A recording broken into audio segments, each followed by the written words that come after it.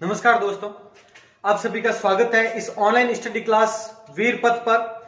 आज के इस वीडियो में हम राजस्थान की झीलों का चैप्टर कंप्लीट करेंगे। राजस्थान की मीठे पानी की झीलें पार्ट 5 और अंतिम पार्ट है वो करेंगे हम। अभी तक हम मीठे पानी की झीलों में देखें, आप ध्यान से, उदयपुर में स्थित सभी झीलों के बारे में पढ़ चुके हैं, पांचों झीलों के बारे में कंप्लीट। फिर हमने नक्की झील भी पढ़ ली सिरोही में, राजसमंद में स्थित राजसमंद और नंदसमंद झील पढ़ ली, डूंगरपुर की पढ़ ली हमने गैब सागर झील, उसके अलावा भोपाल सागर झील चित्तौड़गढ़ की पढ़ ली, और अजमेर में स्थित तीनों झीलें पिछले वीडियो में पढ़ ली। तो ये सभी, और खारे पानी की झीलें उससे पहले हो चुकी है, 3 पार्ट में अलग वो है, आप सभी वो देख ले ध्यान से। आज हमें वो शुरू करेंगे पूरे राजस्थान की अन्य जो जिले हैं, इनके अलावा जो हम कल तक पढ़ चुके हैं उनके अलावा वो उन सब के बारे में चर्चा करेंगे, कंप्लीट कर देंगे आज के वीडियो। तो ध्यान से देखना, यहां से शुरू करेंगे हम। देखो, क्षेत्र के हिसाब से याद रखना आसान हो जाएगा। ये हमने पढ़ ली, इतनी सी हमने जिले। तो इसके बाद में जैसलमेर की झील पढ़ेंगे, फिर बीकानेर की, हनुमानगढ़ की, जोधपुर की, भरतपुर, अलवर वगैरह है, इन सब की झीलें वगैरह ये सब पढ़ेंगे। तो ध्यान से देखना अंत तक इस वीडियो को। तो शुरू करते हैं आज की पहली झील। सबसे पहले जैसलमेर की झीलें शुरू करती है। तो जैसलमेर में सबसे पहले गढ़सीसर झील। गढ़सीसर झील कैसी है? तो ये खारे मीठे पानी की झील है। खारे पानी की झीलों में भी हमने जैसलमेर में कुछ एक प्रमुख झीलें पढ़ी थी हमने। तो फिलहाल ये देखें, गढ़सीसर झील, जैसलमेर। अब इसमें महत्वपूर्ण पॉइंट क्या है वो ध्यान से समझना आप। सबसे पहला पॉइंट इसका निर्माण के बारे में है कि इसका निर्माण किसने करवाया, कब करवाया।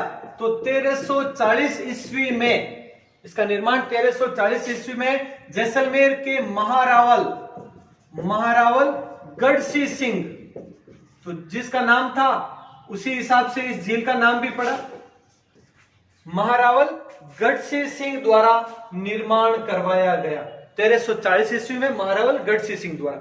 अब नेक्स्ट पॉइंट देखते हैं इसमें।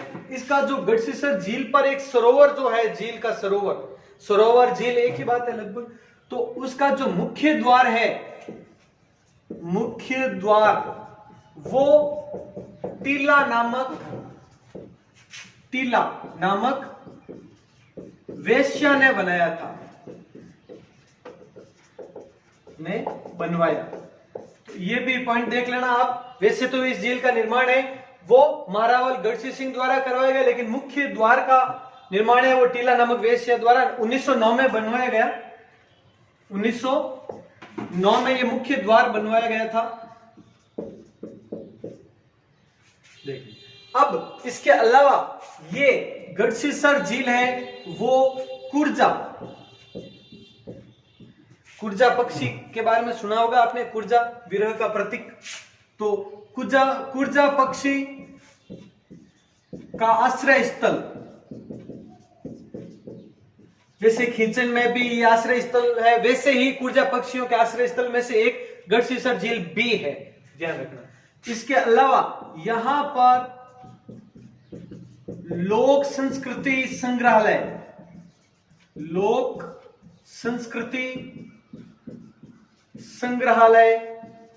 स्थित है। लोक संस्कृति संग्रहालय स्थित है। तो ये पॉइंट है वो गढ़सीसर झील के बारे में ध्यान रखना आप। उसके बाद में अगली झील के बारे में बात करते हैं हम, कोलायत झील।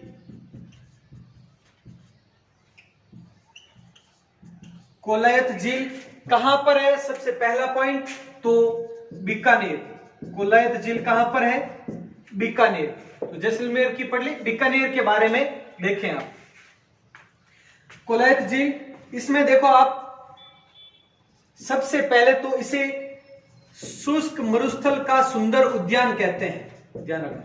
शुष्क मरुस्थल का सुंदर उद्यान क्वेश्चन आता है। शुष्क मरुस्थल का सुंदर उद्यान किसे कहा जाता है? तो कौन सी है? कोलायत झील। कोलायत झील कहां पर? बीकानेर, ध्यान रखना। शुष्क मरुस्थल का सुंदर उद्यान।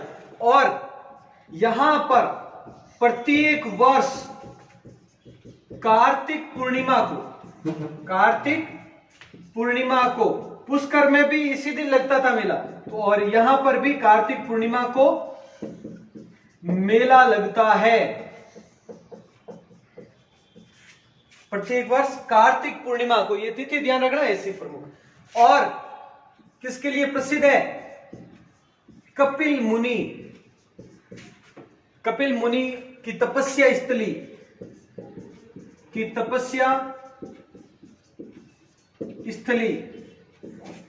कौन सी? कोलायत झील, बीकानेर। यहीं पर कपिल मुनि ने तपस्या की थी। तो ये 3 पॉइंट है, वो कोलायत झील के बारे में ध्यान रखना आप, बहुत ही महत्वपूर्ण है। अब बीकानेर में ही कोलायत के बाद में एक और है गजनेर झील।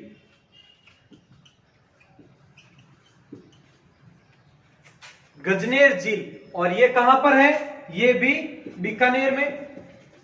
इसके बारे में महत्वपूर्ण पॉइंट एक ही है कि इसे पानी का शुद्ध दर्पण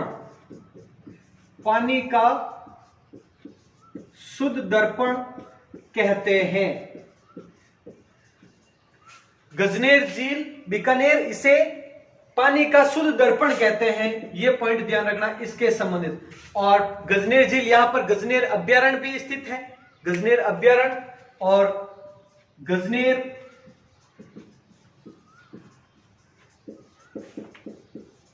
अभ्यारण्य भी स्थित है, जो कि बटबड़ पक्षी, सुना होगा बटबड़ पक्षी, जिसे रेत का तीतर भी कहते हैं, रेत का तीतर, उस बटबड़ पक्षी के लिए प्रसिद्ध है। गजनेर अभ्यारण्य में पढ़ेंगे ये और रिपीट कर लेंगे। तो गजनेर झील बीकानेर में एक पॉइंट तो ये ध्यान रखना, पानी का शुद्ध दर्पण, कंफ्यूज नहीं होना आपस में।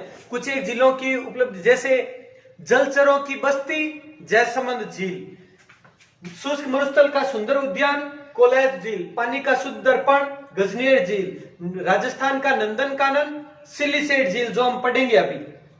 तो ये इनके बारे में थोड़ा सा पॉइंट आप ध्यान रखना। तो ये एक बार लिख लें, आराम से नोट डाउन कर लें। आगे कर लेते हैं अब नेक्स्ट जिलों के बारे में। तो जैसलमेर बीकानेर के बाद जोधपुर की जिले कर लेते हैं, एक दो जो प्रमुख है उनके बारे में, बाकी का नाम लिखवा देंगे कहां पर है बस वो। तो एक तो कर देते हैं हम बालसमंद झील,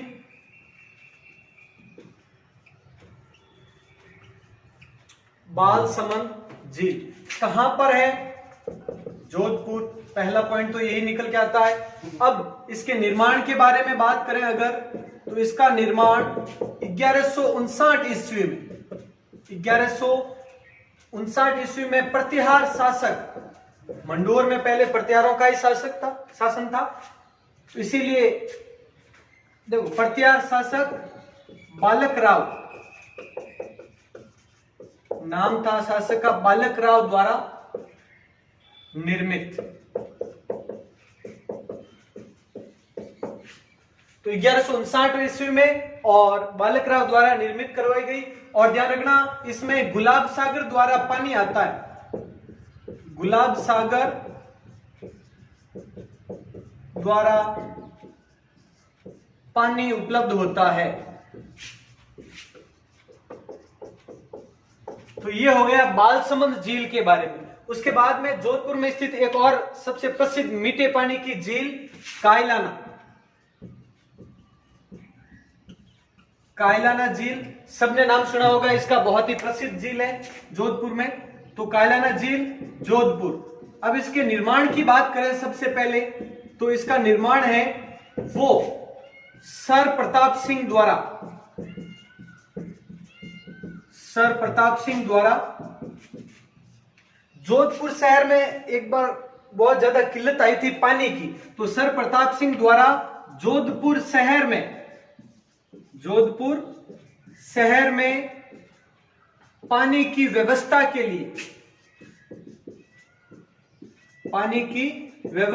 लिए निर्मित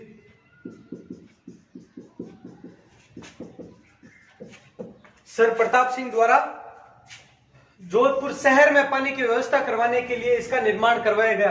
एक ये ध्यान रखना कि इस झील में वर्तमान में यहां माचिया सफारी पार्क, सुना होगा आपने नाम, माचिया सफारी पार्क, जो कि मृगवन है, राजस्थान के 7 मृगवन है, 7 में से एक ये भी है, माचिया सफारी पार्क मृगवन स्थित है।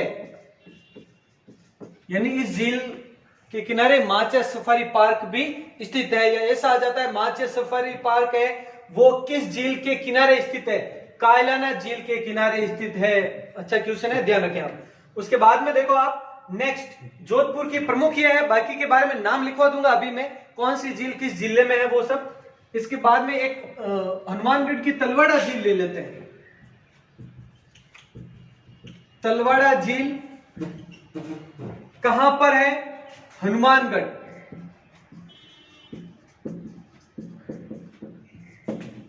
अब इस झील के बारे में महत्वपूर्ण एक ही पॉइंट ध्यान रखना आप तलवाड़ा झील के बारे में, कि निर्माण गंगा सिंह द्वारा करवाया गया। निर्माण गंगा सिंह द्वारा करवाया गया। इसमें यह है कि यह सर्वाधिक यानी सबसे नीची झील है, सर्वाधिक नीची झील है। सबसे राज्य की सबसे ऊंची झील कौन सी है? नक्की झील। सबसे ऊंची झील नक्की झील यहां पर, और सबसे नीची झील है वो तलवाड़ा झील। और ये घग्गर नदी के किनारे है। हमने घग्गर नदी पढ़ी तब इसके बारे में बताया था मैंने कि हनुमानगढ़ के यहां पर तलवाड़ा नामक स्थान भी है और झील भी है। वहां से ये राजस्थान में प्रवेश करती है घग्गर नदी, हनुमानगढ़ के तलवाड़ा स्थान पर, तो घग्गर नदी के किनारे स्थित। तो ये पॉइंट तलवाड़ा झील से संबंधित ध्यान रखना। अब ये आप पॉइंट नोट डाउन कर ले, फिर करते हैं आगे। अब करते हैं आगे नेक्स्ट पॉइंट। यहां तक कि ये झीलें हमने कर ली यहां की। अब यहां पर अलवर भरतपुर में स्थित झील के प्रमुख झील के बारे में बात कर लेते हैं। एक तो सिलिसेट झील। सिलिसेट झील कहां पर है? अलवर। अब इसमें देखो सबसे महत्वपूर्ण पॉइंट यह है कि इसे राजस्थान का नंदन कानन कहते हैं। राजस्थान का नंदन कानन कहते हैं। सिलिसेट झील को राजस्थान का नंदन कानन कहते हैं। और सरिस्का अभ्यारण्य के बारे में सुना होगा आपने, सरिस्का अभ्यारण्य अलवर। तो सरिस्का अभ्यारण्य यहीं पर स्थित है, इसी के किनारे यहीं स्थित है, यानी इसी सिलिसेट झील के किनारे स्थित है सरिस्का अभ्यारण्य। नेक्स्ट पॉइंट है कि यहां पर इसके निर्माण काल के बारे में तो कहीं पर भी विशेष लिखा नहीं रहता है, लेकिन इसके बाद में यहां पर महाराजा विनय सिंह द्वारा, महाराजा विनय सिंह द्वारा अपनी रानी के लिए महल व शिकार गृह बनाए। महल व शिकार गृह बनवाए विनय सिंह ने। और यहीं पर इन्हीं महलों और इन्हीं शिकार गृहों में वर्तमान में होटल लेक पैलेस संचालित है। ध्यान रखें आप, होटल लेक पैलेस इन्हीं महलों में संचालित है, जो महाराजा विनय सिंह ने अपनी रानी का नाम था शिला देवी के लिए महल व शिकार गृह बनवाए थे। वहां पर होटल लेक पैलेस वर्तमान में संचालित है। तो ये ध्यान रखें। अलवर में और भी है, जय सागर है, विजय सागर जिले हैं, जो मैं नोट डाउन करवा दूंगा इसके जस्ट बाद में, अभी करवा रहा हूं। तो ये हो गई सिलिसेट झील अलवर की प्रमुख, ये ध्यान रखना। उसके बाद में बात करते हैं भरतपुर की मोती झील के बारे में। भरतपुर की मोती झील के बारे में बात करते हैं। इसके बारे में मैं पहले और बता चुका हूं। जब हम रूपारेल नदी पढ़ रहे थे तब। क्यों ये पॉइंट कब आया कि जब हमने पढ़ा था रूपारेल नदी के बारे में, तब बताया था रूपारेल नदी का पानी मोती झील में जाता है। तो रूपारेल नदी पर निर्मित झील यानी इसका जल रोककर बनाई गई झील है। पहला पॉइंट तो ये। अब रूपारेल नदी के बाद में पानी कहां जाता है? मोती झील में। तो मोती झील के माध्यम से ही, मोती झील के माध्यम से भरतपुर दुर्ग यानी जिसे कहते हैं लोहागढ़ दुर्ग, लोहागढ़ दुर्ग की खाई, उस खाई को क्या कहा जाता है? सुजान गंगा। सुजान गंगा में पानी जाता है। पानी, रूपारेल नदी का पानी मोती झील में जाता है क्योंकि ये मोती झील रूपारेल नदी पर निर्मित है, और मोती झील का पानी फिर जाता है सुजान गंगा में। और सुजान गंगा किसे कहते हैं? लोहागढ़ दुर्ग के चारों ओर की खाई को। तो इस तरह से ये रूपारेल नदी पर स्थित मोती झील का पानी जाता है लोहागढ़ दुर्ग के चारों ओर की खाई सुजान गंगा में। तो ध्यान रखना ये पॉइंट। अब इसमें एक पॉइंट और है कि मोती झील में यहां पर एक नीलहरित शैवाल पाया जाता है। नीलहरित शैवाल पाया जाता है और इस शैवाल से N2 खाद तैयार होती है। N2 खाद तैयार होती है। ध्यान रखना है, N2 खाद किससे तैयार होती है? नीलहरित शैवाल से, जो कि मोती झील पर पाया जाता है। अब डिटेल करने लायक एक झील और ध्यान रखना आप, नौलखा झील या जिसे नौलखा झील भी कहा जाता है। नौलखा झील या नौलखा झील, अब ये कहां पर है? क्वेश्चन आता है तो ध्यान रखना, बूंदी में। यहां पर हो गई, अलवर की हो गई, भरतपुर की हो गई। अब बूंदी की एक प्रसिद्ध झील है, ज्यादा डिटेल बाकी अन्य झीलों की नहीं मिलती है, इसके बारे में ध्यान रखना। एक पॉइंट जो अलग है, सबसे अलग क्वेश्चन होता है, वो एग्जाम में जरूर पूछा जाता है कि वरुण देव का मंदिर सुना आपने कभी? जो भी देवता होते हैं, वरुण देव है, इंद्रदेव वगैरह, उनमें से वरुण देव का मंदिर स्थित है यहां पर। और वरुण देव का मंदिर सुना, बीच में काफी लेटेस्ट न्यूज में भी आया था, एक वरुण देव का प्रसिद्ध मंदिर है पाकिस्तान में, जो कि 1000 वर्ष पुराना है। 1000 वर्ष पुराना मंदिर है पाकिस्तान में, कराची में स्थित वरुण देव का मंदिर है, बहुत प्रसिद्ध है। उसके बारे में बहुत चर्चा हुई है, अखबारों में भी, न्यूज में भी। तो वरुण देव का मंदिर स्थित है यहां पर नौलखा झील पर। एक ध्यान रखना, ये नौलखा शब्द है, कहीं उदयपुर, कहीं डूंगरपुर, कहीं चित्तौड़गढ़ वगैरह अलग अलग पॉइंट आता है, तो उसके बारे में पूरा कंफ्यूजन क्लियर कर दूं मैं। तो ध्यान से देखें आप इधर, अगर आप ये अलग अलग पॉइंट पर देखते हैं तो नौलखा नामक झील के साथ साथ नौलखा बावड़ी भी है, महल भी है, मंदिर भी है। तो कहां पर क्या है वो एक बार ध्यान से नोट डाउन कर लें आप। सबसे पहले तो एक देख लो आप, नौलखा बावड़ी अगर पूछा जाए क्वेश्चन, देखो नौलखा झील बूंदी जिसके बारे में चर्चा कर रहे हैं, नौलखा बावड़ी के बारे में क्वेश्चन आता है तो ध्यान रखें आप, डूंगरपुर। नौलखा बावड़ी कहां पर? डूंगरपुर में, ध्यान रखना पॉइंट। उसके बाद में नौलखा, नाम यही है ना, महल, नाम नौलखा या नौलखा, ये नौलखा कहें या नौलखा कहें एक ही बात है। नौलखा महल है वो उदयपुर में। नौलखा बुर्ज, बुर्ज होता है गुबंद, गुबंदा का, तो वो है चित्तौड़गढ़ में।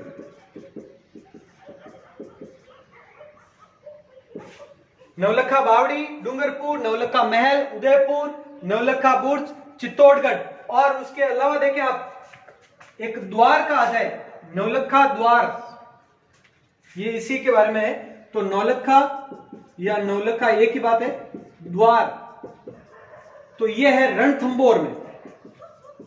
रणथंबोर कहां पर है बताइए आपको? सवाई माधोपुर।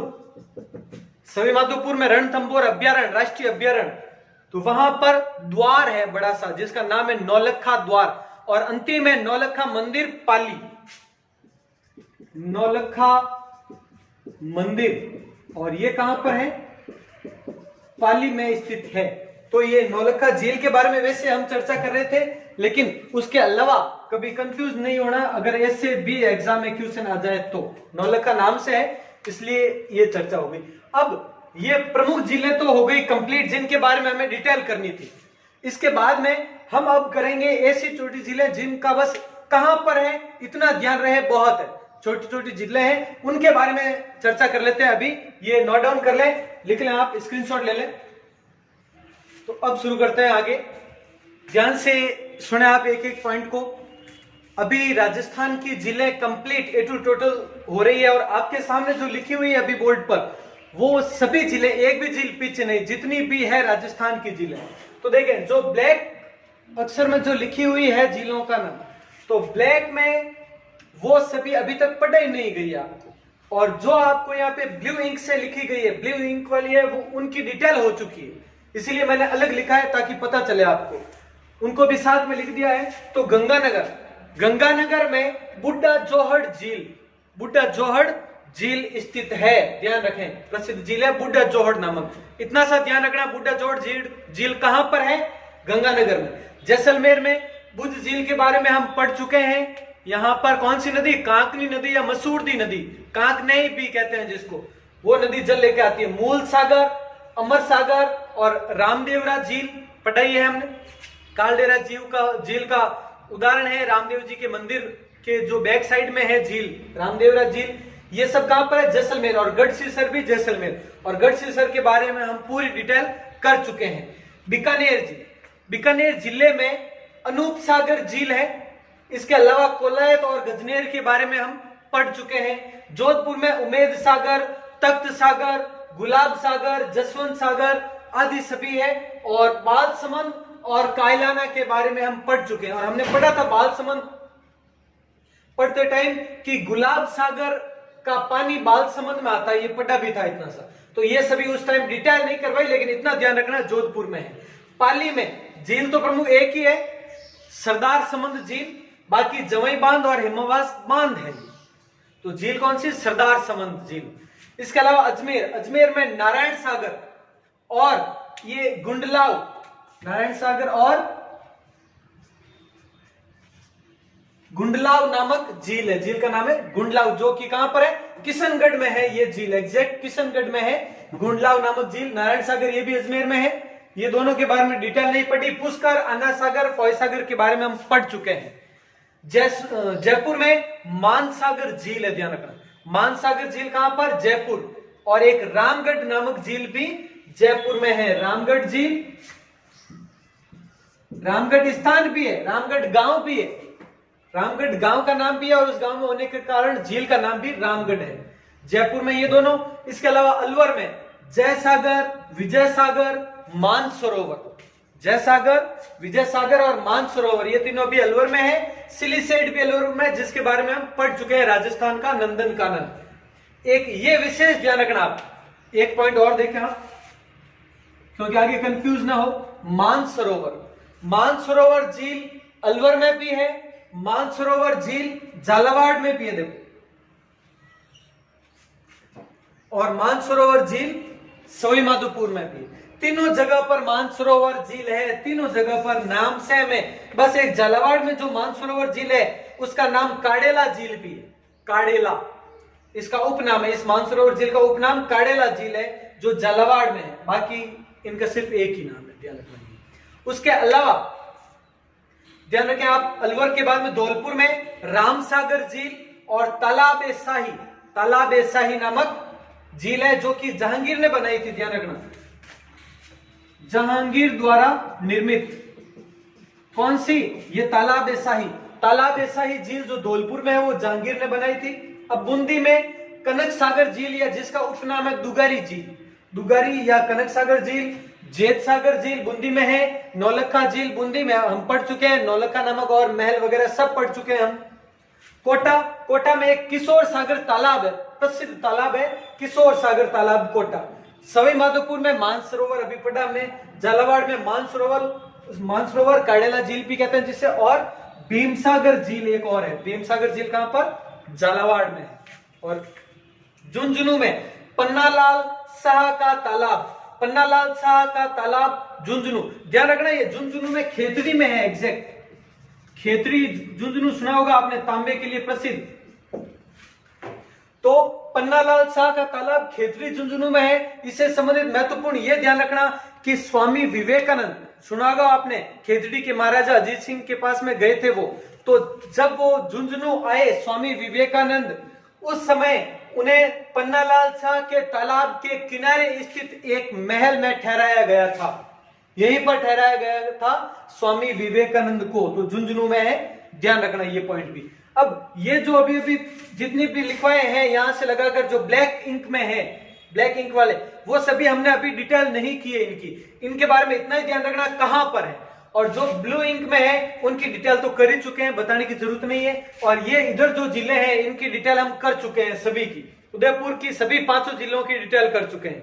जयसमंद, पिछोला, उदय सागर, फतेह सागर और स्वरूप सागर, सबकी डिटेल कर चुके हैं हम। राजसमंद में स्थित राजसमंद झील और नंदसमंद झील दोनों के बारे में पढ़ चुके हैं। सिरोही की नक्की झील पढ़ चुके हैं, चित्तौड़गढ़ की भोपाल सागर झील पढ़ चुके हैं, भरतपुर की मोती झील और सुजान गंगा, मोती झील का ही पानी सुजान गंगा में जाता है, एक तरीके से झील ही कह सकते हैं सुजान गंगा, जो कि भरतपुर दूर की खाई है।